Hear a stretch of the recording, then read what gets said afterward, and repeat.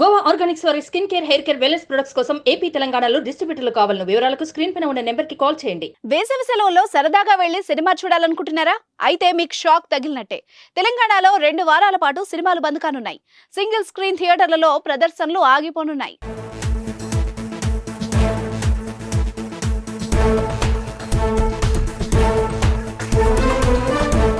ఈ సమ్మర్ సినీ అభిమానులకు కాస్త నిరాశ కలిగించిందని చెప్పాలి.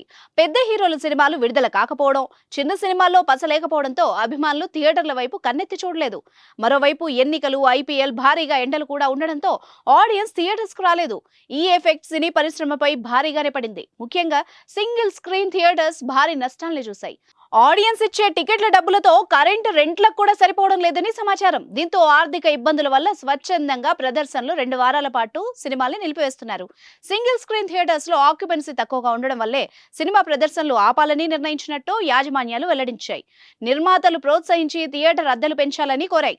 సినిమా వేస్తే 6,000 నష్టం వస్తోందని, వెయ్యకపోతే 4,000 నష్టంతో పోతుంది. అందుకనే మూసేయడమే మంచిది అని కొన్ని రోజుల పాటు మూసేస్తున్నాం. Single screen theatres owners association అధ్యక్షుడు విజయేందర్ రెడ్డి తెలిపారు. ఈ నిర్ణయంతో నేటి నుంచి సుమారు రాష్ట్ర వ్యాప్తంగా 450 సింగిల్ స్క్రీన్ థియేటర్స్ మూతపడనున్నాయి. అటు ఏపీలోనూ ఇదే పరిస్థితి ఉంది. థియేటర్స్ యాజమాన్యాలు నష్టపోతున్నట్టు తెలుస్తోంది. ప్రేక్షకులు సినిమాకి రాకపోవడంతో సినిమా థియేటర్స్ బోసిపోతున్నట్టుగా కనిపిస్తున్నాయి.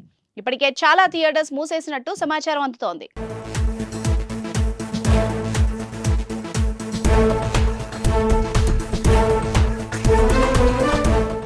సుమన్ టీవీలో మీ పర్సనల్ అండ్ బిజినెస్ ప్రమోషన్స్ కోసం కింది నెంబర్కి కాంటాక్ట్ చేయండి.